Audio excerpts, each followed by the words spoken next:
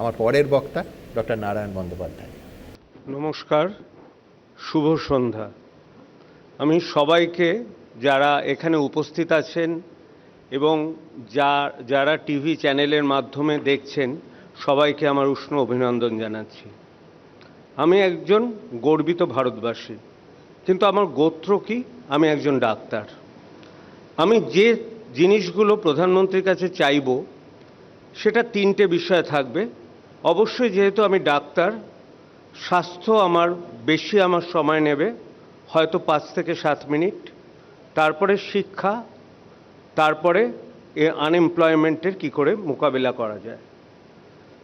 এটা ডাক্তার হিসেবে আমার বক্তব্য নয়, একটা সাধারণ সিটিজেন হিসাবে প্রত্যেক মানুষের কাছে পৌঁছানো দরকার।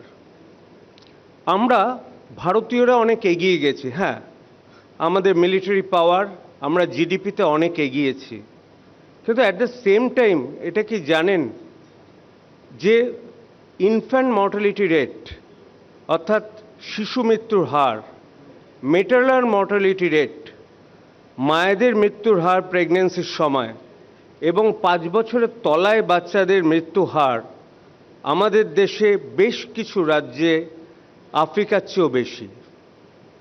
সুতরাং আমরা হয়তো একটা দিক থেকে এগিয়ে গেছি, কিন্তু আমরা খুব নেগলেক্ট করছি একটা জায়গাকে, সেটা সবার খুব দরকার, সেটা হচ্ছে স্বাস্থ্য। এবারে 7ই এপ্রিল ছিল ওয়ার্ল্ড হেলথ ডে। তাতে আমাদের স্লোগান ছিল মাই হেলথ মাই রাইট, অর্থাৎ সবার জন্য স্বাস্থ্য। এই ব্যাপারটা স্লোগানেই শুধু রয়েছে আমাদের দেশে। আমরা স্বাস্থ্যের পরিকাঠামো যেটা পাই সেটা শহর কেন্দ্রিক। গ্রামে কোয়ালিটি ট্রিটমেন্ট, আমি আবার একটা কথা বলছি, হয়তো ট্রিটমেন্ট সেন্টার রয়েছে, কোয়ালিটি ট্রিটমেন্ট ডিস্ট্যান্ট পেরিফেরাল জোনে কিন্তু আমরা পৌঁছে দিতে পারিনি। এটা আমাদের ব্যর্থতা। স্বাধীনতা 76 বছর পরেও আমাদের দেশে এই 23/3/2024 আমাদের জানানো হয়েছে মন্ত্রকের তরফ থেকে 46 লাখ শিশু আন্ডার নারিশড। এবং এই স্বাস্থ্যটাকে যদি আমাদের এগোতে হয় তাহলে কিন্তু সরকারকেই পদক্ষেপ নিতে হবে, কারণ মুষ্টিমেয় কিছু লোকই বেসরকারি জায়গায় কোয়ালিটি ট্রিটমেন্ট অ্যাফোর্ড করতে পারবে। তার জন্য কি চাই? প্রকৃত পরিকল্পনা এবং সরকারের দায়িত্ব স্বাস্থ্যটা যাতে সবার কাছে পৌঁছে যায়। গভর্নমেন্ট মেডিকেল কলেজ অনেক হয়েছে, কিন্তু আমরা কোয়ান্টিটির দিকে তাকিয়েছি, কোয়ালিটির দিকে কি একবারও তাকিয়েছি? যে ডাক্তাররা নূতন হচ্ছেন সেই জায়গাটার ফ্যাকাল্টি কীরকম? আমাদের প্রচুর বেসরকারি মেডিকেল কলেজ গড়ে উঠছে এবং তাকে প্রমোট করা হচ্ছে। যারা বেসরকারি মেডিকেল কলেজে ভর্তি হন কিছু কোটি টাকার বিনিময়ে, তারা কি আমাদের তৃণমূল স্তর থেকে আসে? তারা কি এমডি বা এমবিবিএস হওয়ার পর তাদের কি সেই মানসিকতা থাকে যে আমরা সেবা করব গ্রামে গিয়ে? আমাকে না প্রতিদিন একটা কথাই ফেস করতে হয় পেশেন্টদের কাছ থেকে, ডাক্তারবাবু যদি একটু টোটাল বিলটা কম করা যেত। আমার খুব বাজে লাগে, কারণ ডাক্তার হিসেবে আমাদের বলার ক্ষমতা খুব কম। আমি যদি আমার টোটাল ফিজ মকুব করে দিই সেটা ভগ্নাংশ হিসেবেও দাঁড়াবে না। তা আমার কিছু বক্তব্য আছে কিভাবে আমরা ওষুধের দাম কমাতে পারি। যদি প্রধানমন্ত্রীর কাছে শোভনবাবু পৌঁছে দিতে পারেন খুব ভালো হয়, এটা খুব প্র্যাকটিক্যাল ব্যাপার। ধরুন আপনি অসুস্থ হলেন, আপনি হসপিটালে ভর্তি হলেন, আপনাকে যে ওষুধগুলো দেওয়া হলো তার কিন্তু জিএসটি লাগে না, সার্জিক্যাল গুডসের জিএসটি লাগে না, কিন্তু আপনি ছাড়া পেলেন। আপনারা জানেন ভারতবর্ষে সবচেয়ে বেশি ডায়াবেটিক পেশেন্ট আছে, ব্লাড প্রেশারের পেশেন্ট আছে। তারা ক্রনিক্যালি ওষুধ খাচ্ছে এবং ওষুধের দাম ক্রমশ বেড়ে যাচ্ছে। তার কারণ একটা, কিন্তু ওষুধে মোটামুটি 12% জিএসটি আছে, কিছু কিছু ওষুধে 5% জিএসটি। যে মুহূর্তে আপনি হসপিটাল থেকে ছাড়া পেলেন, ওষুধ কিনতে গেলেন, আপনাকে 12% জিএসটি দিতে হবে। তার হাফ সেন্ট্রাল গভর্নমেন্ট পায়, হাফ স্টেট গভর্নমেন্ট পায়।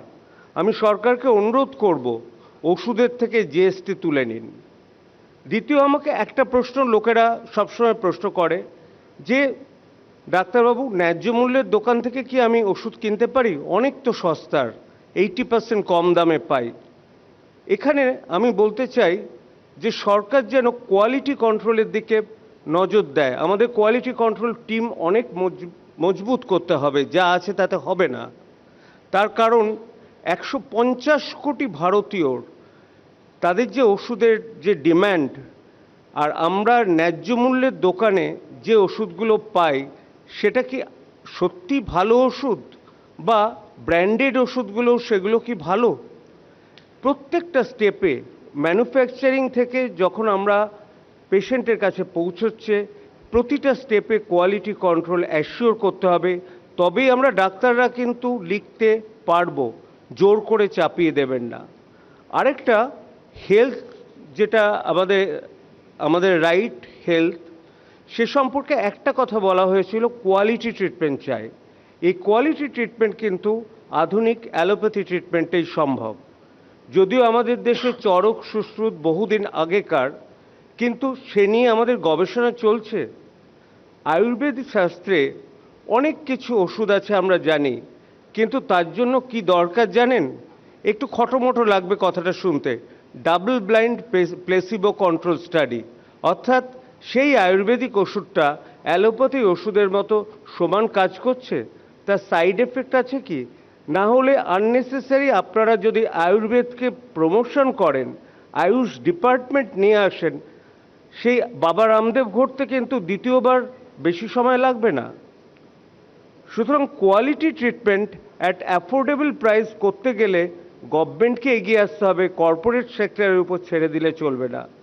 সেম একই ব্যাপার কিন্তু মেডিকেল এডুকেশনের ক্ষেত্রে। আমাদের যা ডাক্তার দরকার তার শতাংশও নেই। মেডিকেল এডুকেশন করতে গেলে আমাদের চারিদিকে শুধুমাত্র ডাক্তার বাড়ালে চলবে না, প্যারামেডিক্যাল স্টাফ বাড়াতে হবে এবং তাদের ট্রেনিং দিতে হবে। সেই ইনফ্রাস্ট্রাকচার আমাদের গড়ে তুলতে হবে।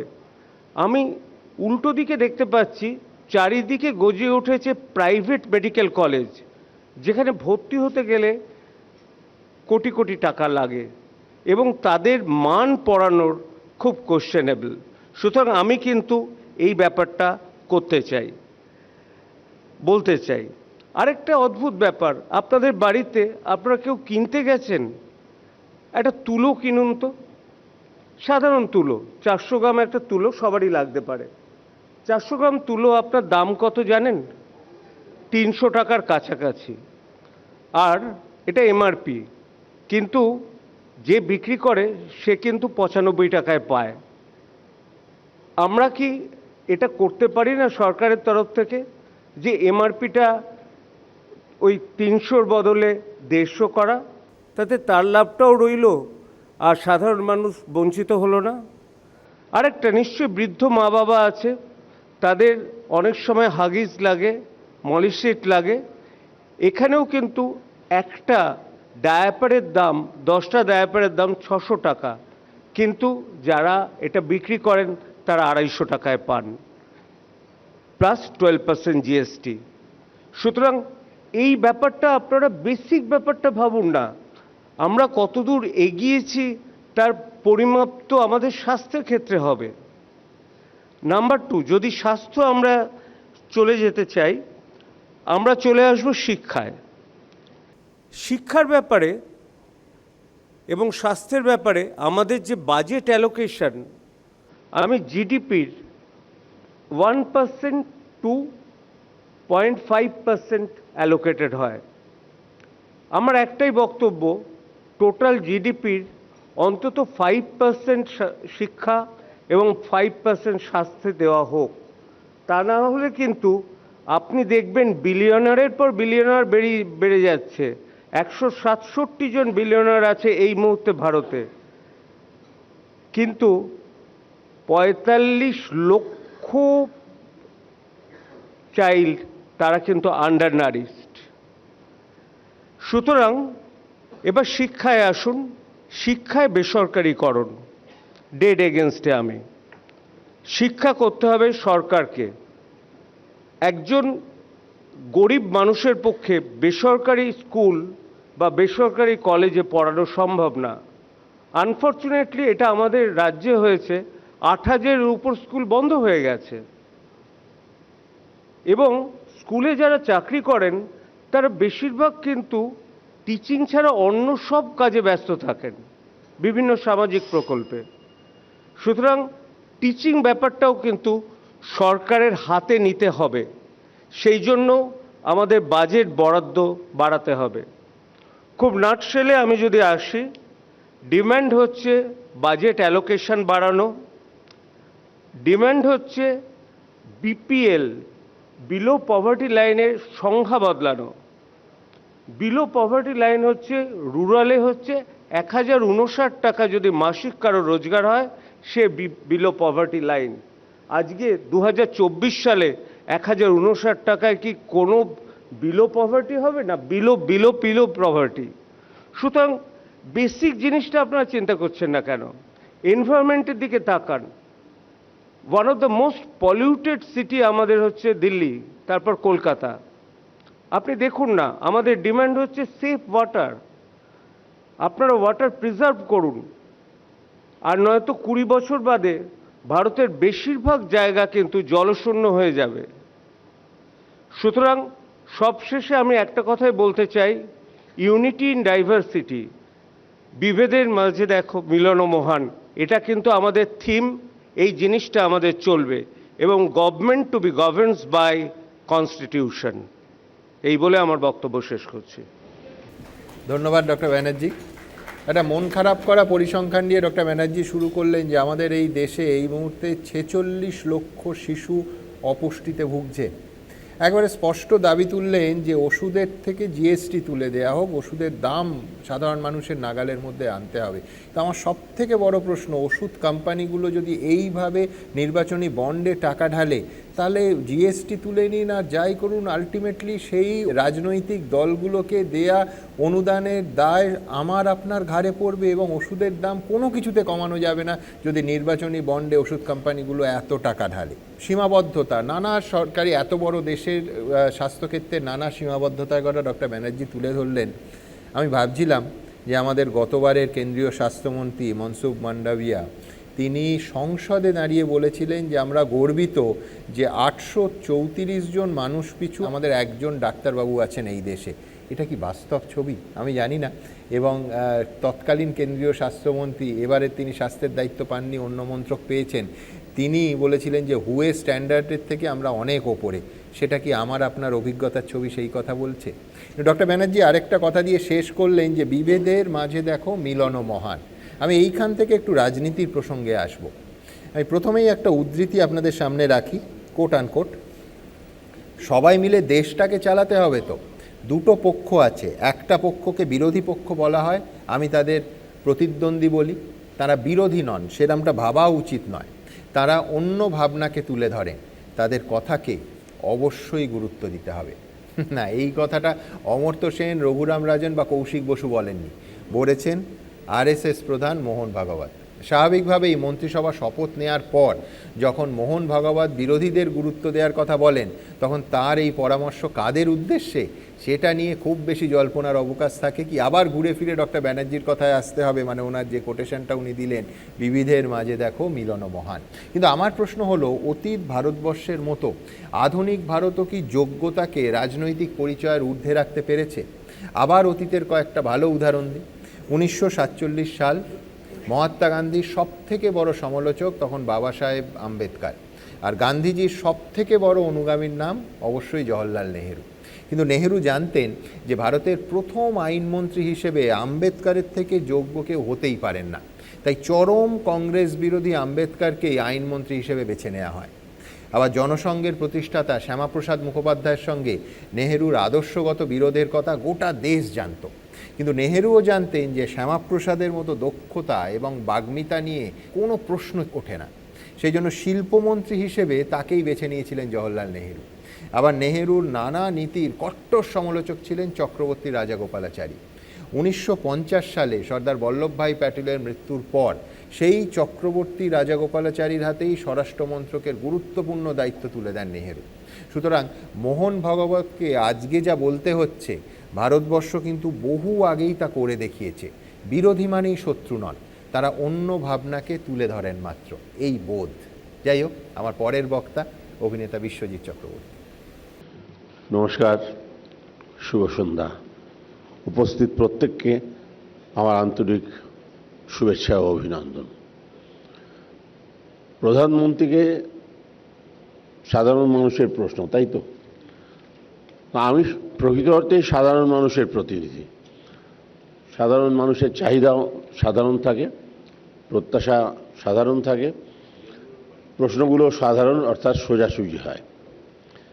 আমার প্রথম প্রশ্ন প্রধানমন্ত্রীকে, যে আপনি বলেছিলেন যে আপনি ক্ষমতায় এলে আমাদের দেশের যেসব প্রখ্যাত ব্যবসায়ীরা দেশের টাকা আত্মসাৎ করে বিদেশে চলে গেছেন তাদের আপনি এই দেশে ফিরিয়ে আনবেন, 1, শাস্তি দেবেন, 2, এবং বিদেশের ব্যাংকে আমাদের দেশের যে কালো টাকাগুলো মজুদ রয়েছে সেগুলো আপনি নিয়ে এসে এদেশের দরিদ্র মানুষদের মধ্যে বন্টন করবেন।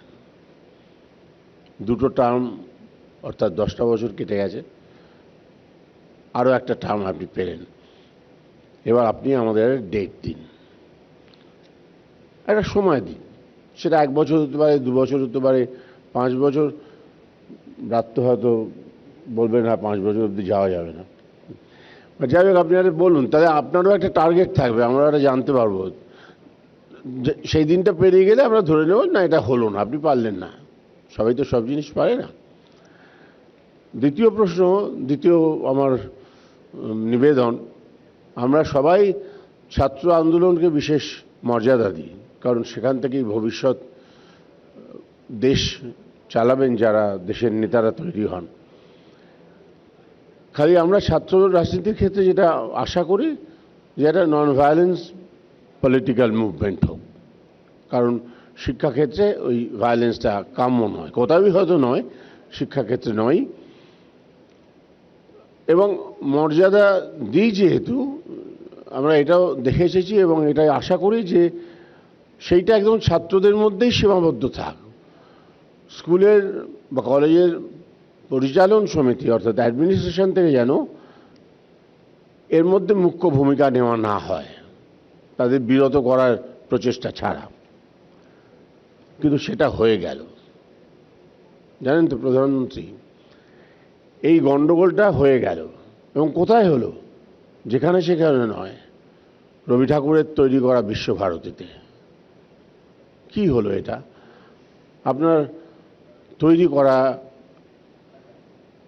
একজন প্রশাসক, তিনি ছাত্রদের গুরু, তিনি সরাসরি রাজনৈতিক কর্মকাণ্ডে যোগ দিয়ে ফেললেন ওই বিশ্ববিদ্যালয়ের মধ্যে। আপনি এগুলোকে একটু নজর দিন, এগুলোকে যাতে আর আমাদের দেখতে না হয় সেই দিকে একটু ভাবনা দিন আপনি। এবার সাংস্কৃতিক জগতের মানুষ হিসেবে আমার একটা কথা বলার আছে। আমাদের ভারতবর্ষ এখন সত্যি সারা বিশ্বে বেশ ক্ষমতাশীল একটি দেশ হিসেবে পরিচিত। তার জন্যে তার পেছনে আপনারও অবদান আছে প্রধানমন্ত্রী, নিশ্চয়ই আছে। এবং এই প্রাধান্য পাওয়ার যে কতগুলো কারণ আছে তার মধ্যে অবশ্যই আমাদের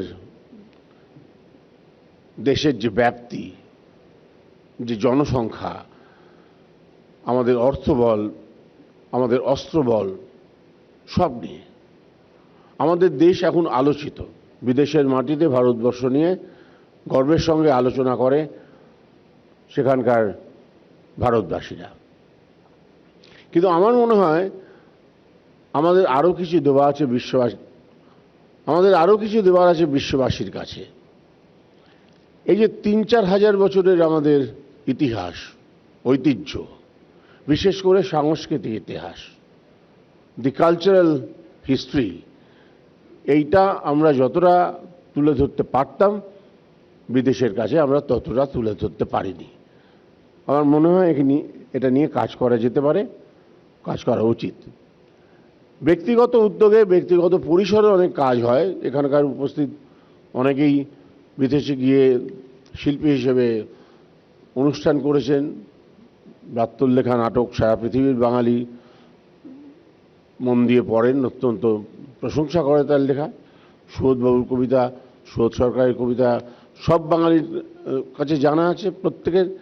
কিন্তু আমি বলছি এইটার একটা সার্বিক, অর্থাৎ একটা ন্যাশনাল পলিসি হিসেবে আমাদের এই কালচারাল হিস্ট্রিটাকে পৃথিবীর মানচিত্রে তুলে ধরা উচিত। তাহলে আমরা যেমন আর্থিক দিক থেকে এত নম্বরে আছি, আমরা যেমন সামরিক দিক থেকে পৃথিবীর এত নম্বরে আছি, তেমনি সাংস্কৃতিক দিক থেকে আমরা যে প্রথম দু একটি দেশের মধ্যে থাকতে পারবো এ বিষয়ে আমি নিশ্চিত। সেইটার জন্যে আমাদের কিছু কালচারাল এক্সচেঞ্জ প্রোগ্রামের কথা ভাবা উচিত, এবং সেটা শুধুমাত্র আইসিসিআরের কয়েকজন প্রথিতযশা শিল্পীকে বিদেশে গান গাইয়ে দিয়ে নয়। আমাদের এই এন্টায়ার কালচারাল যে অ্যাম্বিটটা আছে সেইটাকে তুলে ধরা বিশ্বের দরবারে। পশ্চিমবঙ্গবাসী হিসেবে আমাদের আরেকটি চাহিদা, একটি আবদার, সেটা হচ্ছে আমাদের ভাষার সঙ্গে আরেকটি দেশের জাতীয় ভাষা এক, বাংলাদেশ। অর্থাৎ এই বাংলা ভাষায় তৈরি হওয়া কোনো সাংস্কৃতিক অনুষ্ঠান সেটা কিন্তু বিশাল দর্শকের সামনে প্রদর্শিত হতে পারে। কিছু কিছু হতে শুরু করেছে, কিন্তু এটাকে ন্যাশনাল পলিসি হিসেবে আরও করা উচিত, আরও করা যেতে পারে। আর আমরা গর্বের সঙ্গে তাহলে বিশ্বের দরবারে এটা বলতে পারি যে আমাদের দেশের সংস্কৃতি আজও বহমান। বিদেশের মানুষ রবীন্দ্রনাথে এসে থেমে গেছেন, তিনি তো তার জায়গাতেই থাকবেনই, কিন্তু আমাদের কাজ তো কিছু থামেনি। যার যার নিজস্ব ক্ষমতা অনুযায়ী কাজ করে যাচ্ছি আমরা সবাই। অতএব যেভাবে আমরা লড়াই করতে পারি, যুদ্ধ করতে পারি, কূটনৈতিক আলোচনায় যোগদান করতে পারি, সারা বিশ্বে এখন সফট ডিপ্লোমেসি এই একটা পলিসি চালু হয়েছে। সেই সফট ডিপ্লোমেসি হিসেবে আমাদের সেই প্রোটোকলের মধ্যে অন্যান্য দেশের সঙ্গে আমাদের কালচারাল এক্সচেঞ্জ প্রোগ্রামটা ভালোভাবে ভাবা উচিত। ধন্যবাদ। আর কিছু বলার? ধন্যবাদ বিশ্বজিৎদা। বিশ্বজিৎদা মূল যে জোরটা দিলেন সেটা হচ্ছে বাংলার সমৃদ্ধ সাংস্কৃতিক ঐতিহ্যকে আরও বেশি করে পৃথিবীর মধ্যে বিশ্বের দরবারে তুলে ধরার কথা। নিঃসন্দেহে আমি বিশ্বজিৎদার সঙ্গে একটা জায়গা সম্পূর্ণ একমত যে অনেকের কাছে প্রবাসে গিয়ে আমরা দেখি যে সাহিত্য রবীন্দ্রনাথে এসে থেমে গেছে। যারা আরও একটু আধুনিক আরেকটা প্রজন্ম, তারা বড়জোর সুনীল গঙ্গোপাধ্যায়তে আসে, আর ফিল্ম তো একেবারে সত্যজিৎ রায় এসে দাঁড়িয়ে পড়ে গেছে, তারপর আর এগোয় না। সেইটা যেমন তাদের দোষ দিয়ে লাভ নেই, তুলে ধরার দায়িত্বটা কিন্তু আমাদের এই দেশের, আমাদের এই রাজ্যের তো বটেই। দেখুন, সাধারণ মানুষের কথা বলতে গেলে রাজনীতির কথা চলেই আসবে। এখন সাধারণ মানুষের কাছে ঠিক যেখান থেকে বিশ্বজিৎদা শুরু করেছিলেন যে ভোটের অর্থটা ঠিক কী এসে দাঁড়িয়েছে, অভয় দিলে যে কোনো সাধারণ মানুষ স্পষ্ট করে বলবেন যে এখনকার ভোট মানে ক্ষমতায় থাকার জন্য ক্ষমতাশালীদের প্রাণান্তকর লড়াই। কিন্তু সবসময় ব্যাপারটা তেমন ছিল না। ভারতের ইতিহাসে দুবার দেশের প্রধানমন্ত্রী হয়েছিলেন গুলজারিলাল নন্দ। জওহরলাল নেহরুর মৃত্যুর পর অন্তর্বর্তী প্রধানমন্ত্রী করা হয়েছিল তাকে। কুর্সিতে ছিলেন মাত্র 13 দিন। তারপর প্রধানমন্ত্রী হন লাল বাহাদুর শাস্ত্রী। তাশখান্দে তার রহস্যজনক মৃত্যুর পর ফের আরেকবার প্রধানমন্ত্রীর চেয়ারে বসানো হয় নন্দকে। এবারও ওই 13 দিনের জন্য। পরের প্রধানমন্ত্রী হন ইন্দিরা গান্ধী। গুলজারিলাল নন্দের কন্যা পুষ্পাবেন লিখছেন যে তার বাবা ক্ষমতার প্রতি এতটাই উদাসীন ছিলেন যে তিনি নিজে এটাকে কখনো কিন্তু ওই 13 গেরো ভাবেননি। ক্ষমতার খেলার অংশই হতে চাননি নন্দ। 2 দফায় 13 দিনের জন্য এই প্রধানমন্ত্রী এতটাই সৎ ছিলেন যে একবার তার ছোট্ট নাতি তেজাস একটা ছবি এঁকে দাদুকে দেখাতে গেল, কিন্তু দাদু হঠাৎই নাতিকে প্রচণ্ড বকাঝকা শুরু করলেন। আজকে শুনে অবাক হতে হয়, বিশেষ করে পার্থ চট্টোপাধ্যায় রাজ্যের মানুষ হয়ে, যে নাতির একমাত্র অপরাধ ছিল যে সাদা কাগজে সে ছবিটা এঁকেছিল সেটা ছিল সরকারি কাগজ। এই ঘটনার সঙ্গে সঙ্গে নন্দ বাড়ি থেকে বেরিয়ে দোকান থেকে কাগজ কিনে এনে নাতির হাতে দিয়ে বলেছিলেন, এবার যত খুশি ছবি আঁকো। তাই এহেন রাজনীতিবিদ দেশের স্বরাষ্ট্রমন্ত্রী থাকাকালীন ৬-এর দশকের গোড়ায় দুর্নীতি রুখতে যখন স্পেশাল সেল তৈরি করেছিলেন, তখন খুব স্বাভাবিকভাবেই তাঁরই দল কংগ্রেসের বহু শীর্ষ নেতার বিরাগভাজন হয়েছিলেন, যা হয় আর কি। যাই হোক, আমার পরের বক্তা ডক্টর কুণাল সরকার। ধন্যবাদ সুমন। নমস্কার। ৪ই জুন দু ধরনের পরীক্ষার্থীরা অত্যন্ত ব্যগ্র হয়ে ফলাফলের জন্য অপেক্ষা করছিলেন। একদল পরীক্ষার্থী আমাদের অশোক স্তম্ভের তলায় ৫৪৩টা আসনের জন্য প্রাণপণ লড়াই করছিলেন এবং ওই রেজাল্ট শিটের দিকে চোখ রাখছিলেন যে ফলাফল বেরোলো বলে। আর অন্যদিকে ২৩ লক্ষ পরীক্ষার্থী যারা কিনা ডাক্তার হবে বলে পরীক্ষা দিয়েছিল, তাদেরও ফলাফল সেই ৪ই জুন ২০২৪ সালে বেরিয়েছিল। এবং খুব দুঃখের সঙ্গে জানাচ্ছি যে ন্যাশনাল টেস্টিং অথরিটির দৌরাত্ম্যে আজকে সেই ২৩ লক্ষ ছেলেমেয়েরা যারা ডাক্তার হবে বলে সরল বিশ্বাসে পরীক্ষা দিয়েছিল, আজকে যখন আমরা we are celebrating the politics of India, আজকের দিনে সেই ২৩ লক্ষ ছেলেমেয়ের একটা সাংঘাতিক অনিশ্চয়তা এবং অন্ধকার ভবিষ্যতের সামনে দাঁড়িয়ে রয়েছে। আমাদের বৃহত্তর আলোচনার মধ্যে সবাইকে, প্রধানমন্ত্রীকে, প্রতিটি দেশের নাগরিককে, প্রতিটি রাজ্য সরকারের যারা আজকে আপনারা আছেন আমাদের সঙ্গে, তাদের অনুরোধ করব আমাদের রাজ্যের অন্তত সেই অসহায় ছেলেমেয়েগুলোর কথা ভুলে যাবেন না। ফিরে আসি আজকের প্রসঙ্গে। ৪ঠা জুন যখন রেজাল্টটা বেরোলো, তখন একটা অদ্ভুত জিনিস খেয়াল করলেন। সেই অদ্ভুত জিনিসটার নাম হচ্ছে এক্সিট পোল। প্রতিটা চ্যানেলে প্রতিটা সোশ্যাল মিডিয়াতে যারা ভোটের পণ্ডিত, যারা হাতে ক্যালকুলেটর হাতে করে একেবারে ভবিষ্যৎবাণী করে দিয়েছিল ডেসিমাল পয়েন্টে কে কটা সিট পাবে, সেই এক্সিট পোলের পরে দেখা গেল যে সমস্ত ভোটের পণ্ডিতদের মহা নিষ্ক্রমণ হয়ে গেল। কেন নিষ্ক্রমণ হলো?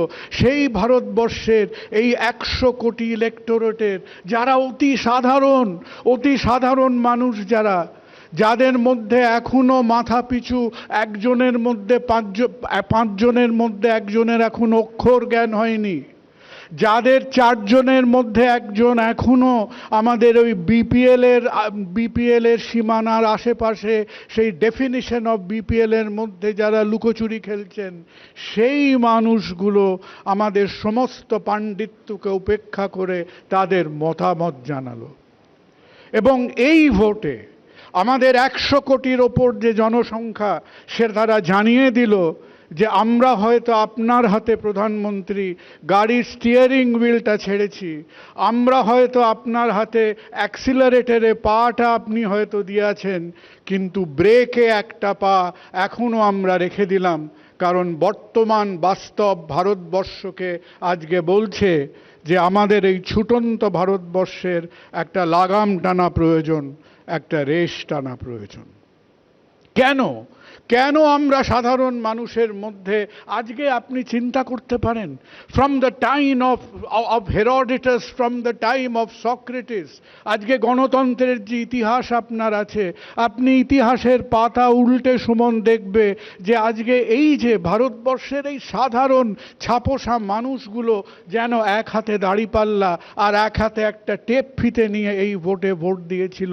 তারা মেপে ভোট দিয়েছিল, কারণ তারা চাইতো তাদের যে চাহিদা, তাদের যে জীবন গত ৬-৭ বছর ধরে আজকে ডিমনিটাইজেশন দেখেছে, তাদের পেটের খিদে মেটেনি যখন তাদের ৩ বছর ধরে বাড়িতে যখন তাদের রুজি রোজগার অন্য সংস্থান নিয়ে কোভিডের সময় সমস্যা হয়েছে, তারা সমস্যায় পড়েছিল যখন আমাদের এন্টায়ার ইকোনমিক পলিসি আজকে ৩.৫খানা ধনকুবের কেন্দ্রিক একটা ইকোনমিক পলিসি নিয়ে আমাদের ভারতবর্ষের যারা সাধারণ মানুষ, যারা এমপ্লয়মেন্ট সিস্টেমে আছেন, আমরা কি মনে করি ভারতবর্ষের এমপ্লয়মেন্ট সিস্টেম নিয়ে?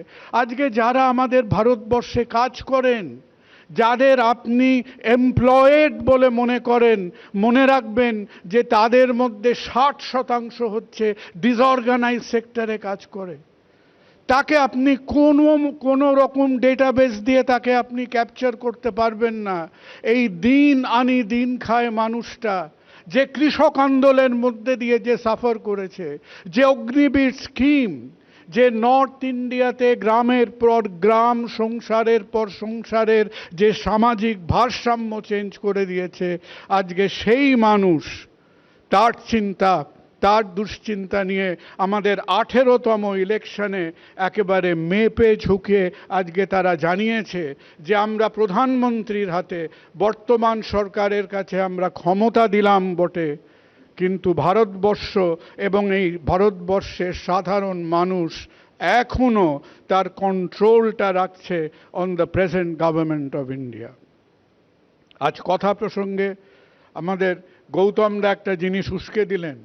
উনি বললেন আইডেন্টিটির কথা, তাই স্বার্থপরভাবে একজন ছাপোষা বাঙালি হিসেবে বলি যে হ্যাঁ, বাঙালির হয়তো গত কয়েক দশকের মধ্যে নানান রকম, তার মধ্যে কিছু ঝামেলা আমরা নিজেরাই নিজেদের ওপর পাকিয়েছি, হয়তো আমাদের খানিকটা আজকে পিঠ থেকে গেছে দেওয়ালে, কিন্তু আমরা এই 10 কোটি লোক এই রাজ্যের, আমরা আজকেও তো এই যে জাজ্জল্যমান ভারতীয় অর্থনীতি, এই যে 8.2% গ্রোথ, এই যে আমরা একটা more than $3 billion of national GDP, আমরা তো এর মধ্যেও আজকে 8.5% আমরা কন্ট্রিবিউট করছি।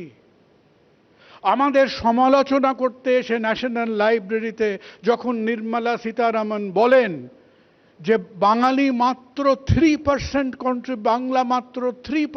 কন্ট্রিবিউট করছে to the national productivity growth, হয়তো উনি ঠিক, কিন্তু মার্জনা করবেন, একটা প্রশ্ন রইল যে গত 1.5 বছর 2 বছর ওপর কেন বাংলার ভাগ্যে, কেন পশ্চিম বাংলার ভাগ্যে, আমাকে উত্তর দিতে পারেন, মাত্র 0.7% অফ ন্যাশনাল ইনভেস্টমেন্ট কেন আমার রাজ্যে আসছে? কেন?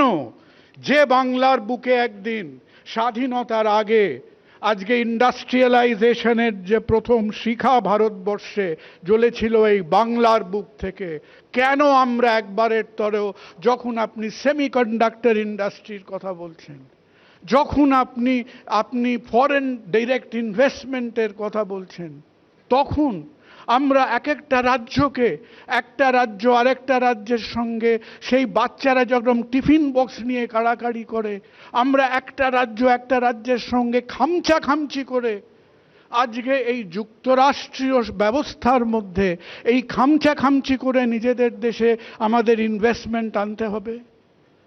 তাহলে কোথায় আমাদের সেন্ট্রাল গভর্নমেন্ট? এই যে 18তম ইলেকশন দেখলেন, এই যে 75-76 বছর স্বাধীনতার কেটে গেল, দশকের পর দশক আমাদের সেন্ট্রাল গভর্নমেন্টের ক্ষমতা বেড়েছে, আমাদের ডিসেন্ট্রালাইজেশন কমেছে। তাই যদি হয়ে থাকে, তাহলে যখন ইন্ডাস্ট্রিয়ালাইজেশনের কথা হচ্ছে, যখন ইনভেস্টমেন্টের কথা হচ্ছে, তখন কেন আমরা বাকি রাজ্যগুলোকে কতগুলো চঞ্চল ছেলে মেয়েদের মতো একে অপরের কাপড় কাড়াকাড়ি করে আমরা বলছি তোমাদের কাড়াকাড়ি করে জোগাড় করে নিতে হবে, আমরা কেন্দ্রীয় সরকার, আমরা ভারতবর্ষের শাহেনশাহ, আমরা কিন্তু ডিস্ট্রিবিউশন অফ ইনভেস্টমেন্ট এই দেশে আমি করতে পারবো না। আজকে বাংলা দাঁড়িয়ে উঠে বলছে যে আমরা যতটা গুজরাট মডেল অফ ডেভেলপমেন্টকে আমরা যতটা কুর্নিশ করি, আমরা যতটা বাহবা দিই, গুজরাট সেন্ট্রিক ডেভেলপমেন্টে আমাদের ততটাই অ্যালার্জি আছে। সেমিকন্ডাক্টর ইন্ডাস্ট্রি থেকে আজকে যখন ওয়ার্ল্ড কাপ ফাইনাল অবধি আমরা গুজরাটের বাইরে যদি ভারতবর্ষটাকে চিনতে না পারি, তাহলে প্রধানমন্ত্রী আমাদের মার্জনা করবেন যে ভারতবর্ষের বাকি 29টা রাজ্য কিন্তু আমার মনে হয় এই অসম বন্টন of investment and opportunity in India এটাকে মেনে নেবে না। তাই আজকে যে অভিজ্ঞতার মধ্যে দিয়ে আপনারা প্রধানমন্ত্রী হলেন, আপনারা দেখুন যেন আমরা division of opportunities across country এটা আমরা করতে পারি। আজকে বাংলা আপনাদের কাছে বলে যে আমরা যখন আমাদের এখানে ইন্ডাস্ট্রিয়ালাইজেশন চাইব, আমরা যখন সফটওয়্যার চাইব, আমরা যখন ম্যানুফ্যাকচারিং ইন্ডাস্ট্রি চাইব, সেখানে আমরা আপনাদের সহযোগিতা আশা করি। বারবার ইডি সিবিআইয়ের কথা উঠেছে, মেনে নিলাম, আমরা বোকা লোক, তার উপরে ডাক্তার। আপনাদের কোথায় দুর্নীতি হচ্ছে, কতবার ইডিকে আসতে হবে, কতবার সিবিআইকে আসতে হবে, আপনারা বুঝে দেখুন। কিন্তু প্রশ্ন রইল, যদি অসংখ্যবার কেন্দ্র থেকে সিবিআই আসতে পারে, ইডি আসতে পারে, তাহলে একটা আরবিট্রেশন কমিটি আসতে পারে না কেন? প্রশ্ন রইল আমাদের কেন্দ্রীয় সরকারের অন্তরাত্মার কাছে, যে এই যে একটা সংসদীয় যুক্তরাষ্ট্র কাঠামো, that is mandated by Article 1.1 of Indian Constitution, সেই অনুযায়ী আমরা যদি সাপে নেউলে ঝগড়া করতে পারি, তাহলে আমাদের বকেয়া নিয়ে, তাহলে আমাদের ফাইন্যান্সিয়াল নিয়ে, তাহলে আমাদের আয়ুষ্মান ভারত নিয়ে, কেন এই যে আয়ুষ্মান ভারতের পিছনে 7,500 কোটি টাকা খরচা হচ্ছে, সেই 7,500 কোটি টাকার মধ্যে পশ্চিমবঙ্গের 10 কোটি মানুষের টাকা নেই?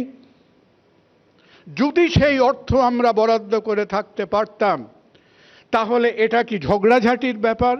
যদি এটা নিয়ে আপনাদের রাজনৈতিক মতানৈক্য হয়ে থাকে, তাহলে সেই রাজনৈতিক মতানৈক্যকে রিজলভ করার মতো আমাদের ভারতবর্ষের এই 1,23,000 শব্দের সংবিধান আমাদের শেখায়নি যে কি করে আমরা এই রাজনৈতিক খুনসুটির ওপরে কেন্দ্র রাজ্য একসঙ্গে একটা ফাংশনিং ফেডারেল কনস্টিটিউশনকে আমরা ইমপ্লিমেন্ট করতে পারি। 76 বছর বয়স হয়ে গেল, এখনো যদি আমরা কিছু ওই চঞ্চল কিশোর কিশোরীদের মতো ব্যবহার করি, সেটা কিন্তু একটা বিকশিত ভারতের ঠিক শোভা পাচ্ছে না। 30% লোক, আজকে ডক্টর ব্যানার্জি যে কথাগুলো বলছিলেন, জেনে রাখবেন, উচ্চবিত্ত 30% ভারতীয় তারা নিজেরা গ্যাঁটের পয়সা দিয়ে মেডিকেল ইন্স্যুরেন্স করছেন। যারা মাসিক 2,700 টাকার তলায় রোজগার করেন, তারা বিপিএল স্কিম পাচ্ছে। আর মাঝখানে যে 40% ভারতীয়কে আপনি মাসে 2,800 টাকা রোজগার করার জন্য মধ্যবিত্ত বলছেন, তাদের যখন আজকে চিকিৎসার প্রয়োজন হচ্ছে, তারা আজকে ঘটি বাটি বেচে ঋণগ্রস্ত হয়ে চিকিৎসা করছে। আজকে যে কটা আপনি বিজেপির রাজ্য ইনক্লুড করে দেখুন, দিল্লি, লখনৌ, আহমেদাবাদ, প্রত্যেকটা শহরে আপনি প্রথম 10টা হাসপাতালের নাম লিখুক, আমরাও সেই দোষীদের মধ্যে পড়ি, যারা কিনা ওই ঝকঝকে তকতকে কর্পোরেট হসপিটালের মধ্যে আমরা আছি। আজকে কর্পোরেট হসপিটালরা নিজেদের এলিটিজম ভারতবর্ষে দেখায় কি বলে, আমি বাবা গভর্নমেন্ট স্কিম করি না। গান্ধী জীবন দিয়ে দিয়েছিলেন হরিজনের তকমা হারাবে বলে, আর আমরা যে গভর্নমেন্ট স্কিমকে নিয়ে আজকে বড়াই করছি, আমরা বড় বড় হাসপাতালরা সেই নেকলেস নিয়ে আমরা দামি বেনারসি শাড়ি ঝুলিয়ে বিয়ে বাড়িতে ঘুরে বেড়ার মতো আমাদের মেকি আভিজাত্য আমরা প্রকাশ করছি এই বলে যে বাবা ওই গভর্নমেন্ট স্কিম আয়ুষ্মান হলো, ওই সমস্ত গরিব গুরবদের ব্যাপার আমরা ছুঁয়ে দেখি না। স্বাস্থ্যমন্ত্রী এটা আপনার চোখে পড়েনি, প্রধানমন্ত্রী এটা আপনার চোখে পড়েনি, তাহলে কিভাবে, কোথায়, কিভাবে আপনি এই আয়ুষ্মান ভারতকে পৌঁছে দেবেন আমাদের 30% অফ ইন্ডিয়ান পপুলেশনের কাছে? আমার বিনীত প্রশ্ন রইল আপনাদের কাছে। আর সর্বশেষ বলবো, বহুবার শুনলাম, সুন্দর সুন্দর কথা শুনলাম, বিবিধের মাঝে দেখো মিলন মহান শুনলাম, নিশ্চয়ই গান্ধীর কথা একবার দুবার উঠে এলো। এবং আমরা আজকে যে কথাটা বলি, আমরা কি বলি ভোটের পরে? আমরা হাঁপ ছেড়ে বাঁচি, আর যখন একটু সুন্দর সুন্দর শব্দ চয়ন করতে চাই, তখন আমরা বলি it is the celebration of democracy, গণতন্ত্রের উৎসব। এই উৎসবটা বড় ভয়ঙ্কর উৎসব। এই উৎসবের পরে গায়ে পিটুনি খেতে হয়, গায়ে কালশিরে পড়ে, কারো কারো কারো কারো ছুরি চাকুর দাগ পড়ে, কারো পেটে বুলেট, মাথায় বুলেট খেতে হয় এই উৎসবের পরে। কিন্তু জেনে রাখবেন, এই গায়ে ব্যান্ডেজ, এই হাসপাতাল, এই গায়ে ব্যথা, এই সমস্তর পরে এই ভারতীয় গণতন্ত্রকে তার 750টা ভাষা আর 10টা মেজর ধর্মকে সঙ্গীন করে আবার তাকে আগামী 4 বছর বেঁচে রাখতে হবে। আমাদের এই 21 শতকের একজন চিন্তানায়ক বলেছিলেন যে transform your wounds into experience, into wisdom। তাই আমাদের প্রতিবার এই আঘাতগুলোকে, যেখানে আপনারা নির্মমভাবে আমাদের খণ্ড বিখণ্ডিত করেন, তারপর আবার আমাদের নিজেদের এই সেলোটেপ এবং ব্যান্ডেড লাগিয়ে জুড়ে একটা জোড়াতালি দিয়ে আবার 4 বছর বেঁচে থাকার একটা চেষ্টা হয়।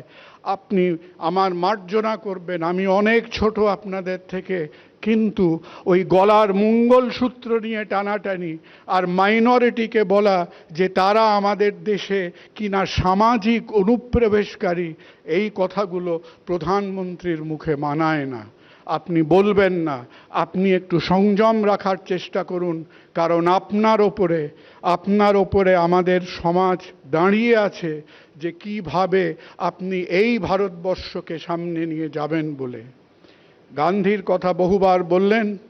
গান্ধী যখন 30শে জানুয়ারি 1948-এ বিকেল 5টা 15-এ লুটিয়ে পড়লেন মাটিতে এবং তাকে যিনি গুলি করলেন, আমাদের কেউ কেউ এখনো ভাবেন যে আমরা কোন দলে পড়ি, আমরা আক্রান্তের দলে পড়ি না আমরা আততায়ীর দলে পড়ি।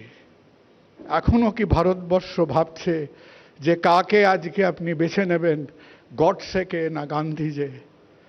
গান্ধীকে তার মৃত্যুর 15 দিন আগে জিজ্ঞেস করা হয়েছিল, একজন খুব সম্ভব নিউ ইয়র্ক টাইমসের রিপোর্টার জিজ্ঞেস করেছিলেন, mister Gandhi, how do you see the future of India? Gandhi চুপচাপ 2 মিনিট ভেবে বলেছিলেন, India's future will be decided by India's present. তাই আবার বলি যে ভবিষ্যতের ভারতবর্ষ কি হবে সেই নিয়ে বড় বড় রূপকথা বলে লাভ নেই। বর্তমানে বাঁচুন, বর্তমানের মানুষগুলোর দিকে চেয়ে দেখুন। ভোটের হাওয়ার কথাটা বাদ দিন, পেটের খাওয়ার কথাটা চিন্তা করুন। তাহলে আপনাদের মধ্যে, আপনাদের বাস্তব বোধের মধ্যে, আপনাদের সামাজিক সহমর্মিতার মধ্যে বর্তমান ভারতবর্ষ তার ভবিষ্যৎকে খুঁজে নেবে। নমস্কার। ধন্যবাদ কুণালদা। বর্তমান ভারতবর্ষ দিয়ে শুরু করি। কুণালদাকে ধন্যবাদ। আমি ভাবছিলাম অনুষ্ঠানের শেষেও আবার আসবো। এই neat is not so neat, তার কারণ এই অসংখ্য ভারতবাসী, এই অসংখ্য তরুণ তরুণী, অসংখ্য যুবক যুবতী এই মুহূর্তে একটা অনিশ্চিত ভবিষ্যতের সামনে দাঁড়িয়ে আছে। আজকেই সুপ্রিম কোর্ট বলেছে দুটো কথা। এক হচ্ছে ওই 1563 জন ছাত্রছাত্রীকে, যারা পরীক্ষার্থীকে, তাদের গ্রেস মার্ক বাদ দেওয়া হবে, নয়তো 23শে জুন তাদের আবার পরীক্ষা দিতে হবে। এখন কথাটা কি? কথাটা হলো দুর্নীতি। সেই দুর্নীতির একটা বড় অংশ, একটা মারাত্মক অংশ তদন্ত চলছে। আমরা একটাই জিনিস চাইতে পারি যে এটা যেন সঠিক তদন্ত হয়, আর এতজন, একটা গোটা প্রজন্মকে অনিশ্চিত ভবিষ্যতের মুখে যারা দাঁড় করিয়ে দিল তাদের যেন ক্ষমা না করা হয়।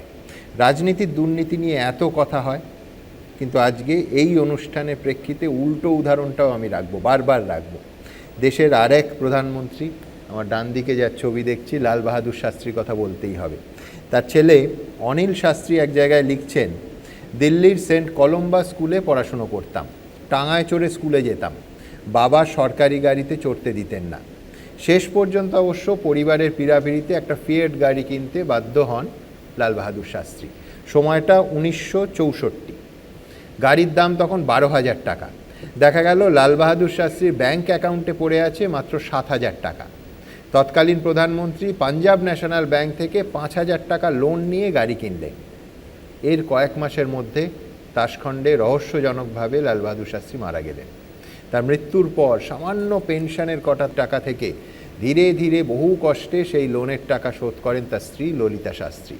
আর জানেন, এই সততার মূর্ত প্রতীক হয়ে আজও দিল্লির মতিলাল নেহেরু মার্গে লাল বাহাদুর স্মৃতি ভবনে রাখা আছে সেই ঘিয়ে রঙের ফিয়েট গাড়িটা।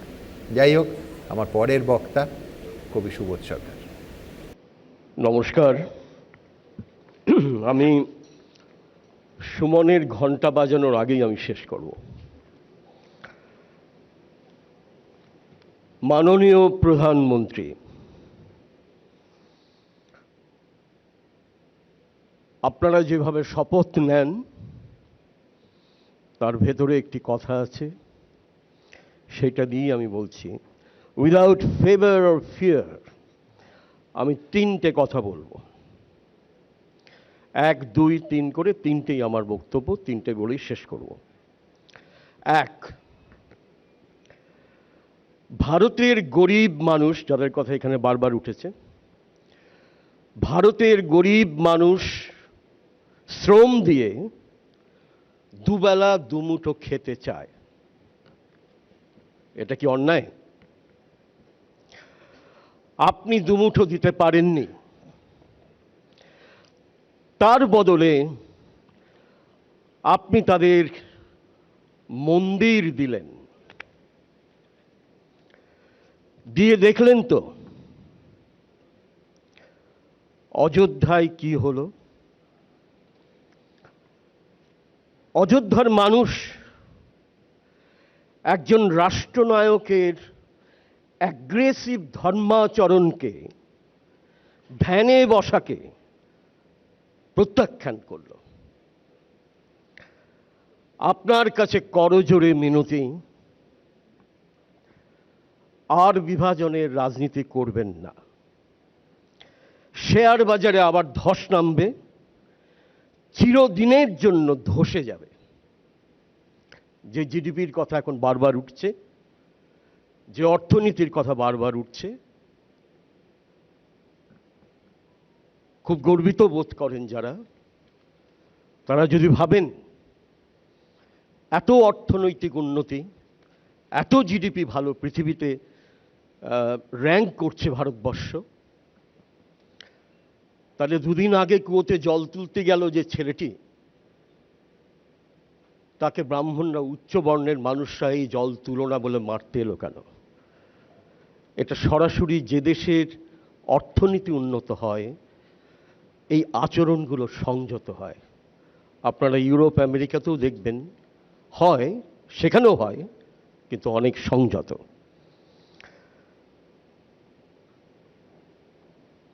এইবার অযোধ্যার মানুষ যারা আপনাকে ভোট দেননি, আপনি তাদেরও প্রধানমন্ত্রী। একথা আমি বলছি না, এখানে বেশিরভাগ বক্তা বলেছেন। রাজধর্ম কাকে বলে আমি জানি না, অনেক বিরাট ব্যাপার, আমার পক্ষে বোঝা সম্ভব নয়।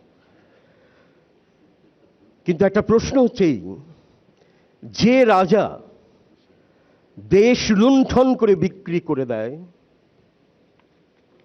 অর্থাৎ বিলিয়নারকে আরো আরো আরো আরো বিলিয়নার করে বিদেশে পাঠিয়ে দেওয়া হয়, যে বিক্রি করে দেয়, তাকে রাজধর্ম বলে নাকি যিনি সব ধর্মকে সমান সম্মান দিয়ে মানুষকে খেতে দেন, তাকে রাজধর্ম বলে? আমি ছোট মুখে বড় কথা বলে ফেললাম, ক্ষমা করবেন। কিন্তু আপনি কি করবেন সেটা আপনি ঠিক করবেন, আমরা কেউ ঠিক করে দিতে পারবো না। বাংলা ভাষার অকাল প্রয়াত কবি রুদ্র মোহাম্মদ শহীদুল্লাহ, তার দুটো লাইন মনে পড়ছে। কথা ছিল, আমাদের ধর্ম হবে ফসলের সুষম বন্টন, আমাদের তীর্থ হবে শস্যপূর্ণ ফসলের মাঠ। 2, শুনছি, দেখছি, বলছি আমরা সবাই, অন্ধ্রপ্রদেশ অনেক পাবে, বিহার অনেক পাবে, পাক, আপনি দিন, আপনাকে দিতেই হবে। ক্রাচ একটা নয়, দুটো ক্রাচ নিয়ে আপনি নতুন করে হাঁটা শুরু করলেন। ক্রাচ মানব সভ্যতায় একই সঙ্গে বিখ্যাত এবং কুখ্যাত, সরে যাওয়ার জন্য। ওরা দুজনেই ভারত বিখ্যাত ক্রাচ, সেটা আমরা সবাই জানি। উড়িষ্যা এবার উজাড় করে আপনাকে দিয়েছে, নবীনবাবু চলে গেলেন। আপনাকে উড়িষ্যাকেও দিতে হবে, দিন, তাতে আমাদের কোনো আপত্তি নেই, কিন্তু বাংলাকে দেবেন না, শুকিয়ে মারবেন, যেটা মাননীয় শিক্ষামন্ত্রী আমাদের নাট্যকার ব্রাত্য বসু প্রথমেই বলেছেন।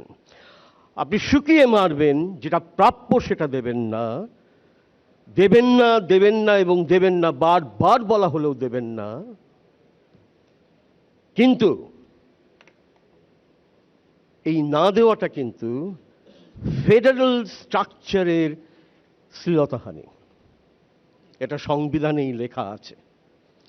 3 এবং শেষ কথা, আমি একজন সামান্য লেখক হিসেবে একটা অনুরোধ রাখছি মাননীয় প্রধানমন্ত্রী। প্রবীণ লেখক আপনাদের মনে আছে,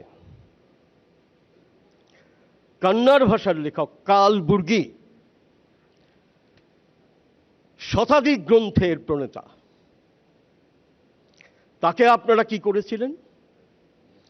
তিনি সস্ত্রীক সকালবেলায় ব্রেকফাস্ট টেবিলে বসতে যাবেন, মুখে দুটো ইডলি দেবেন, সেই সময় আপনার লোক গিয়ে মেরে এলো একজন লেখককে, ভারতবর্ষের একজন লেখককে সরিয়ে দিলেন। সাংবাদিক, তিনি একজন কবি কন্যা গৌরী লঙ্কেশ, তিনি বাড়ি ঢুকছিলেন, তাকে আপনার লোক গিয়ে মেরে এলো, গুলি করে এলো, সারা ভারতবর্ষ তোলপাড় হয়েছিল। আর আমি বেশি উদাহরণ দিচ্ছি না, অনেক উদাহরণ দেওয়া যায়। এই দৃশ্য যেন আর দেখতে না হয়, এ খুব ভয়ঙ্কর দৃশ্য। একজন লেখক, একজন সাংবাদিক, শুধু দুজন নন, অনেককে চলে যেতে হয়েছে, অনেককে জেলে যেতে হয়েছে, অনেককে কষ্ট পেতে হয়েছে, অনেককে মরে যেতে হয়েছে।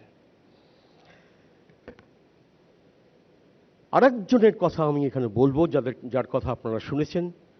এখন কলকাতা বিশ্ববিদ্যালয় থেকে শুরু করে পৃথিবীর সমস্ত বিশ্ববিদ্যালয়ে, এমনকি হার্ভার্ড, অক্সফোর্ডেও যার উপন্যাস পাঠ্য, তিনিও একজন কন্নড় লেখক, ইউ.আর. অনন্তমূর্তি।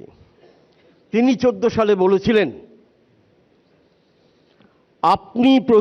তিনি বলেছিলেন, আপনি প্রধানমন্ত্রী হলে, তিনি তার ইডিওলজি থেকে বলেছিলেন, তার বিশ্বাস থেকে বলেছিলেন, আপনি প্রধানমন্ত্রী হলে আমি ভারতবর্ষ ছেড়ে চলে যাব।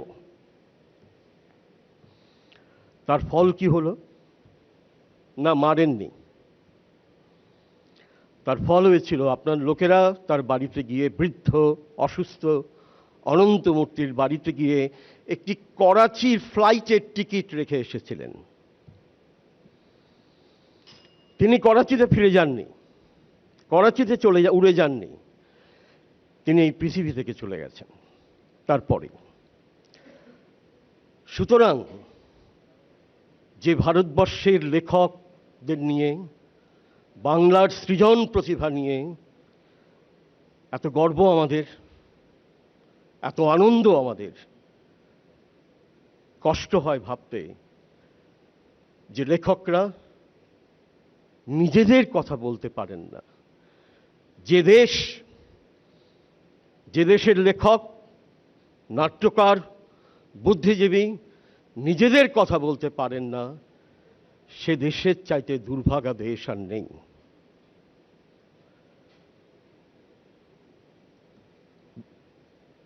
ইংল্যান্ডের একজন নাট্যকারের কথা বলে শেষ করব।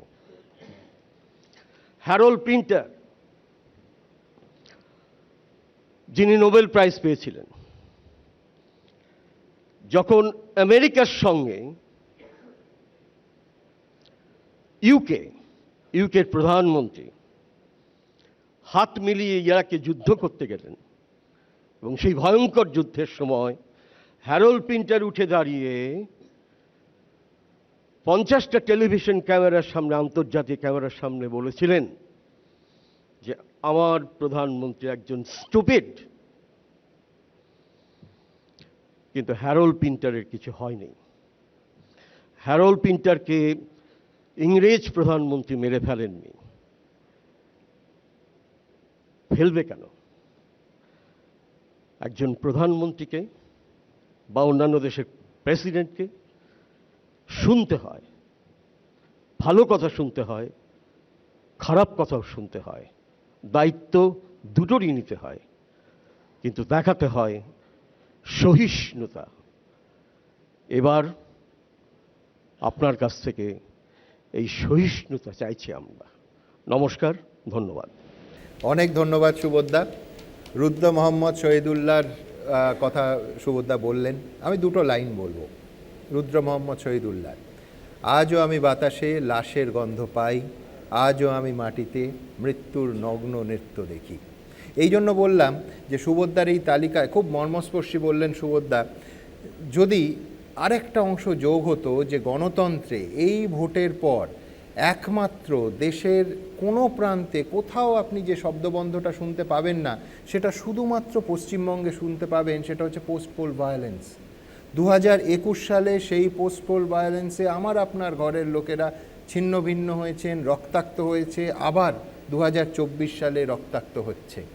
আমি বলছি কোথাও একটা এটারও দাঁড়ি টানা দরকার। এই জন্য এত বেশি করে বলছি যে সত্যিই তো ভারতবর্ষ থেকে এই পোস্ট পোল ভায়োলেন্স বিষয়টা উঠে গেছে, আমরা পশ্চিমবঙ্গ থেকে এটাকে সরাতে পারিনি। উত্তরপ্রদেশ, মহারাষ্ট্র, হরিয়ানা বিজেপি দল কেন্দ্রের শাসক একেবারে পর্যদস্ত হয়েছে, প্রায় অর্ধেকে নেমে গেছে আসন, কিন্তু কোথাও কোনো পোস্ট পোল ভায়োলেন্সে সুবোধদার ভাষায়, সুবোধদা এই বক্তৃতায় যেটাকে বললেন ভয়ঙ্কর দৃশ্য, এই দৃশ্য যেন দেখতে না হয়, সেটা ওখানেও যেরকম আমরা একই রকমভাবে সেটাকে সরাতে চাই, সুবোধদার সঙ্গে একমত হয়ে এই রাজ্য থেকে অবিশ্বাস করুন একই রকমভাবে সরাতে চাই। আর ঠিক এইখানে সুবোধদার কথা শুনে আমার মনে পড়ে যাচ্ছিল 1953 সাল, চিরকালীন একটা প্রশ্নের উত্তরে জওহরলাল নেহেরুর সেই কথা। প্রশ্নটা ছিল আগামী দিনের ভারতবর্ষকে তিনি কী রকম দেখতে চান। নেহেরু বলেছিলেন, আমি চাই ভারতের সব শিশু যেন জীবনে সফল হওয়ার সমান সুযোগ পায়। সমান সুযোগ পেলেই সে যে সমান সফল হবে তা নয়, কিন্তু রাষ্ট্রের তরফে যেন সবাই সমান সুযোগ পায়। এর ঠিক 2 বছর পর, আমার ছবিটা সুবোধদার ওই বিদেশি টেলিভিশনের মতো মিলে যাচ্ছে, ঠিক 2 বছর পর 1955 সালে একটা মার্কিন টেলিভিশন চ্যানেলের সামনে জওহরলাল নেহেরু স্বীকার করে নিয়েছিলেন যে ভারতবর্ষে সেই সুযোগটুকুই নেই। কিন্তু আজ দাঁড়িয়ে আমার প্রশ্ন, এই 2024-এ সেই সুযোগটুকু কি এখনও আছে? কেন্দ্র এবং রাজ্যের শাসক দলের প্রতিনিধিরা এই সভায় উপস্থিত, দেশের সবথেকে বড় বিরোধী দল কংগ্রেসের প্রতিনিধিও এখানে আছেন। তারা বলুন যে কেন্দ্রে এবং রাজ্যে শিক্ষা এবং নিয়োগের ক্ষেত্রে যেন দুর্নীতিটাই আজ নিয়মে পরিণত হয়েছে, অনিয়মটাই এখন নিয়ম, বিতর্কই এখন স্বাভাবিক। নিট পরীক্ষার দুর্নীতির অভিযোগে এই মুহূর্তে গোটা দেশ তোলপাড় হচ্ছে। শিক্ষা নিয়োগ দুর্নীতি নিয়ে রাজ্যে কি হয়েছে আমরা প্রত্যেকে জানি। স্বাধীনতার 77 বছর পর ভারতের কোটি কোটি তরুণ তরুণীর সামনে কেন আজও সকলের জন্য সমান সুযোগটুকু নিশ্চিত করা গেল না? সুবোধদার একটা অসাধারণ কবিতা আছে, রূপমকে একটা চাকরি দিন। আমি বলছি কেন্দ্রে বা রাজ্যে এই রূপমদের চাকরি কিন্তু ছিনিয়ে নিচ্ছে দুর্নীতি, এটা সুবোধদাও নিশ্চয়ই মানবেন। যাই হোক, আমার সামনে বিশিষ্টরা আছে, তাদের প্রশ্নে আসবো। সুরজিৎ দাকে দেখতে পাচ্ছি। সুরজিৎ দা। প্রত্যেককে শুভ সন্ধ্যা। আমি প্রথমেই আমার দেশের মানুষ আর গণতন্ত্রকে কুণ্ডিস জানাই। আমার প্রথম প্রশ্ন না, একটাই প্রশ্ন, সেটা হচ্ছে শ্রী ব্রাত্য বসুকে, যে বিরোধী পক্ষ তারা বলছে যে নীতিগতভাবে এই সরকারের সরে আসা উচিত বা সরকার গঠন করা উচিত না। আমি জানি যে বিজেপি, ভারতীয় জনতা পার্টি তারা এককভাবে সংখ্যাগরিষ্ঠতা পায়নি, কিন্তু এনডিএ তো পেয়েছে। আর ওইদিকে আরেকদিকে ইন্ডিয়া, তার মধ্যে সবথেকে বড় দল কংগ্রেস, তারা বিজেপি থেকে তাদের অনেক কম তাদের মন্ত্রী সংখ্যা, এবং তারা সংখ্যাগরিষ্ঠতাও পায়নি। এবার সেই ক্ষেত্রে অ্যাজ পার দ্য কনস্টিটিউশন তার নীতিগতভাবে কি করে তাদের সরে আসা উচিত, এ কথা আপনারা কি বেসিসে বলছেন? এইটা হচ্ছে প্রথম প্রশ্ন। আর আরেকটা কানেক্টেড প্রশ্ন মনে হচ্ছে এটার সাথে, যে ইন্ডিয়া জোটের তাদের এখনো প্রায় বোধহয়, আমি সংখ্যা ভুল বলতে পারি, আপনারা ডেফিনেটলি বেটার জানেন, যে 30 জনও বোধহয় মন্ত্রী দরকার, হয়তো 272-এ পৌঁছাতে, হয়তো কাছাকাছি বা বেশি বা কম হবে কিছুটা। এই বাকিটা কোথা থেকে আসবে? মানে এই বাকিটা যদি মনে হয় যে তখন থেকে আমি শুনছি যে 2 জন ক্রাচ অথবা পল্টুরাম ইত্যাদি, এবার তাদের কি নিয়ে কি হবে? এবার সেই ক্ষেত্রে আঙুল কি তাদের দিকে উঠবে না, যেটা কি করে হলো আর কি? ব্যাস এই। না, ধন্যবাদ সুরজিৎ। না, আমার মনে হয় যে ইন্ডিয়া জোট, তার মধ্যে যেটা যেটা লার্জলি তাদের পলিটিক্যাল ন্যারেটিভ থেকে যেটা বেরিয়ে আসছে, সেটা হচ্ছে যে আমরা এই মুহূর্তে সরকারে যাব না। এটাই কিন্তু, যদি দিল্লিতে সেদিন শেষ দিন ইন্ডিয়া জোটের যে বৈঠক হয়েছে, তারপর অন্তত অফিসিয়ালি প্রেস কনফারেন্স করে এইটাই বয়ান ছিল, এটাই তাদের মানে মুখ্য বয়ান ছিল। এবার কথা হচ্ছে যে তারা, এটা ঠিক যে একক সংখ্যাগরিষ্ঠতা কোনো দলই পায়নি। এমনকি ইন্ডিয়া জোটের যারা সবথেকে বেশি সিট যারা পেয়েছে, কংগ্রেস, তারাও বিজেপির থেকে বেশ খানিকটা কম পেয়েছে। কিন্তু গোটা ভারতবর্ষের যে বাতাবরণটা তৈরি করা হয়েছিল, যে পরিপ্রেক্ষিতটা মানে তুলে ধরা হয়েছিল, যে আগলাবার 400 পার, মানে 373 ছেড়ে দাও, 400 পেরোতে যাচ্ছে। সেখানে এইটা দাঁড়িয়ে মানে প্রথম কথা, এই জনাদেশ খুব পরিষ্কারভাবে বলছে যে অন্তত ওরা যাকে এনডিএ বা বিজেপি যার উপর ভরসা করে নির্বাচন লড়েছে, নরেন্দ্র দামোদর দাস মোদী, মানুষ তাকে অন্তত প্রধানমন্ত্রী চাইছে না। তাহলে এইটাকে কি ওরা গুরুত্ব দিলেন? নিয়ম কি?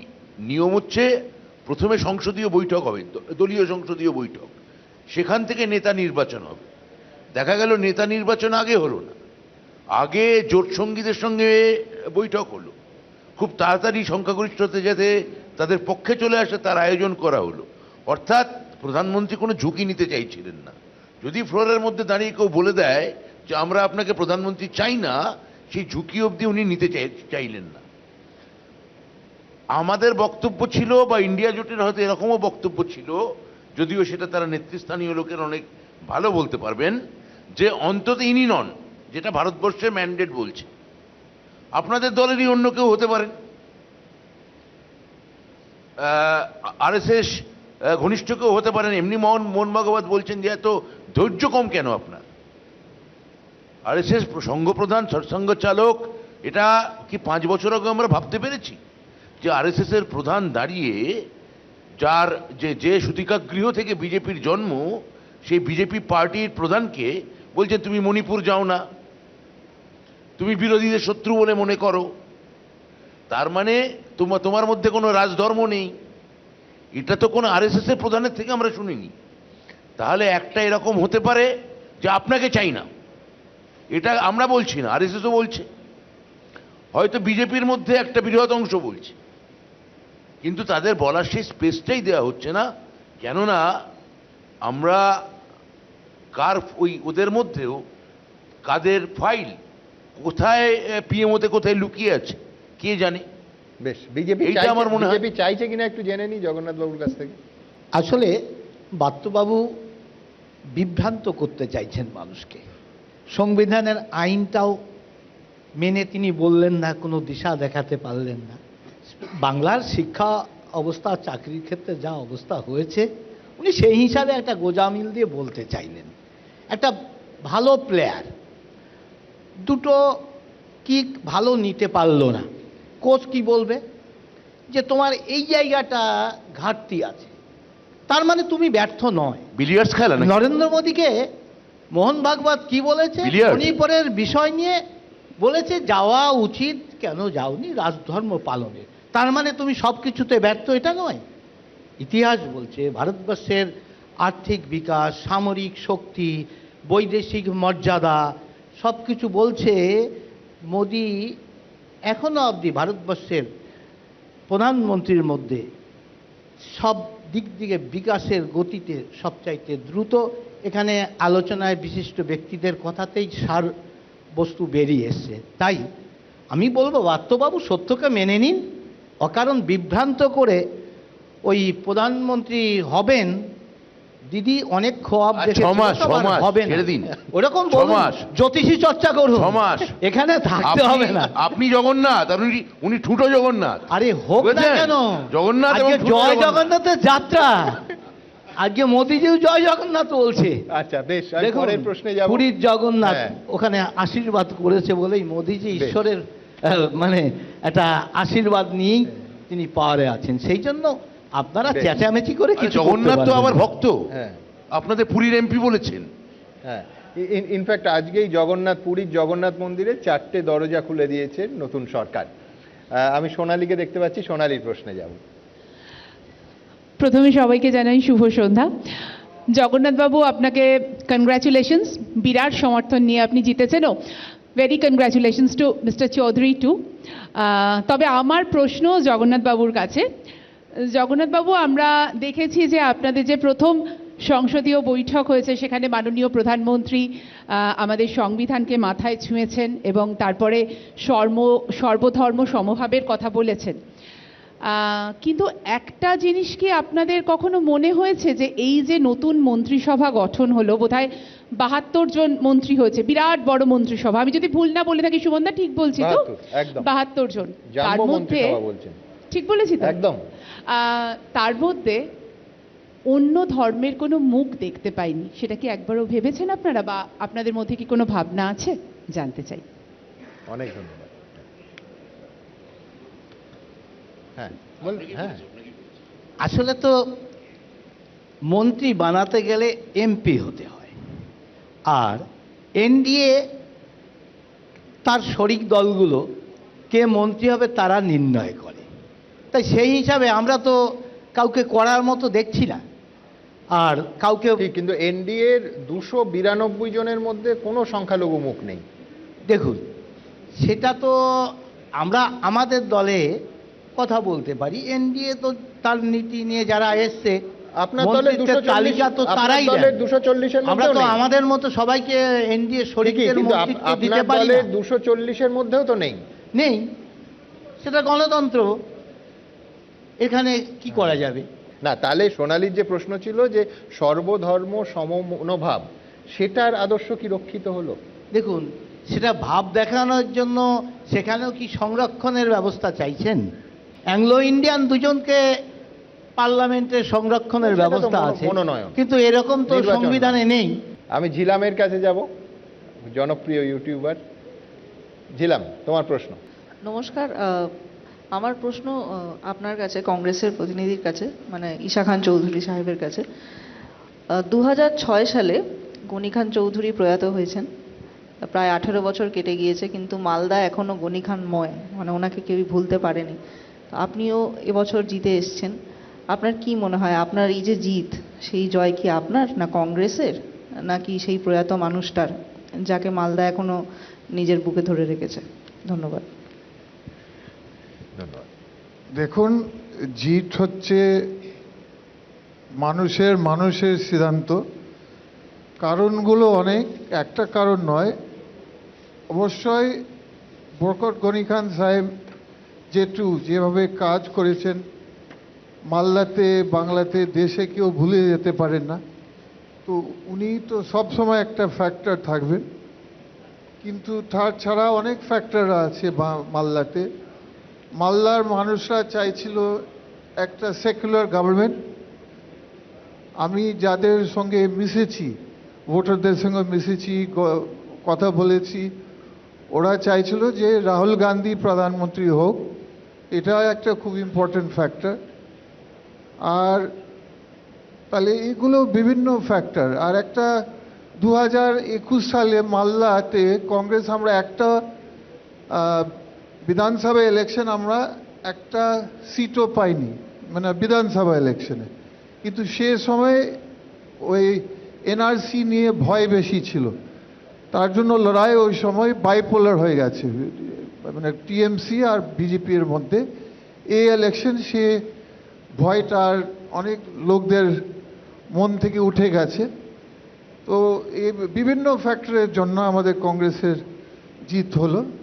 আর বোরকার গনি খান সাহেবের নাম তো সবাই আজকাল সব পার্টিরা কিন্তু চালায়, সেটা না যে শুধু কংগ্রেস উনার নাম চালায় মালদাতে, সবাই সমান দেয়, সবাই ইলেকশনের সময় উনার নাম ইউজ করে। আমরা মনে করি যে আমরা যারা কংগ্রেসে আছি তার স্বপ্ন, তার কাজের, তার ইচ্ছা আমরা পূরণ করতে পারি সবচেয়ে ভালো করে। আমরা উনার প্রিন্সিপালস, একটা লেগেসি শুধু